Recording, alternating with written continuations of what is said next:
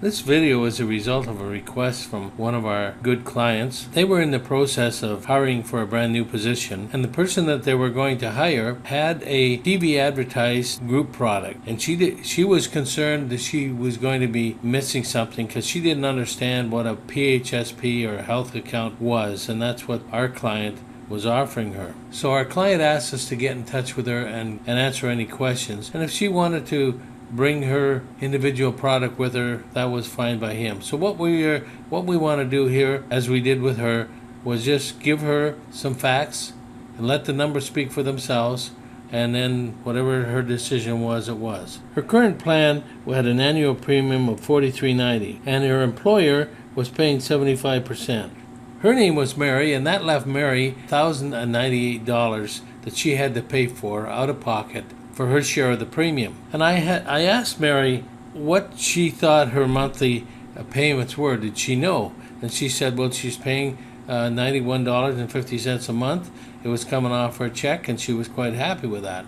I pointed out to Mary that Revenue Canada considered the $1,098 taxable, and she had to pay her share of CPP, her share of EI. Because her income was $45,000 a year, she had to pay her marginal rate of tax of 31.15% on that $1,098.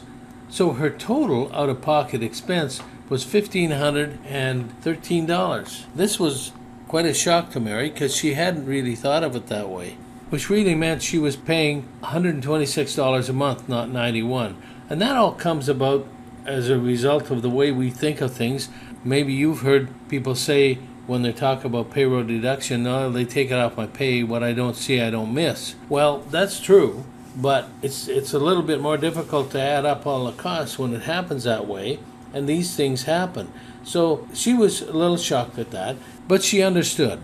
Mary was a very meticulous record keeper, and she had all her receipts and all the bills that she had claimed for her family medical expenses. We want to process them now. She had family dental expenses of $1,220. Now her plan was an 80% plan, so she got reimbursed $976. She had to earn $336, pay all the taxes, to have $244 left to pay for her deductible. She had $600 worth of drug expenses.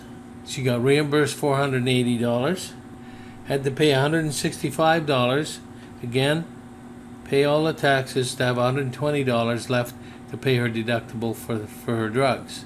One of the things that we wanted to point out to Mary was that we need to include all medical expenses that her family paid last year, not just the ones that were considered eligible under her plan. When we calculated all those things up, she had $819 worth of those kind of expenses. Now they would include such things as if she had a root canal, the root canal would be paid for, but the crown or cap wouldn't. And any kind of associated expense like that, we tallied up. She had $819 worth, had to earn $1,129, pay all the taxes to have the $819 left, so that she could cover off that expense that wasn't covered under her plan. The final category we were tracking was paramedical type services. This covers chiropractors, naturopaths, osteopaths.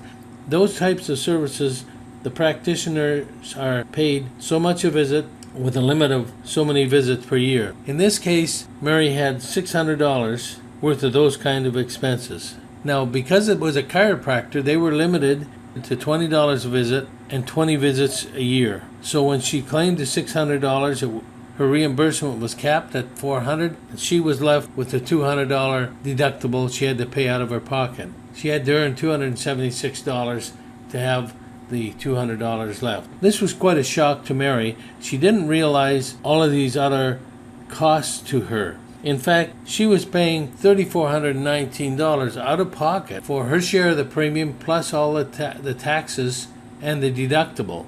This all came to a grand total of $284.91 a month. It was actually costing Mary, most of it in unseen charges, not $91.50 like she had been calculating for herself. So that meant that Mary it was costing Mary $3,419 for $1,856 worth of reimbursement. Another way of putting it is that it costs both her and her company combined $6,711 to have a reimbursement of $1,865. Let's compare the account that her new boss would set up for her.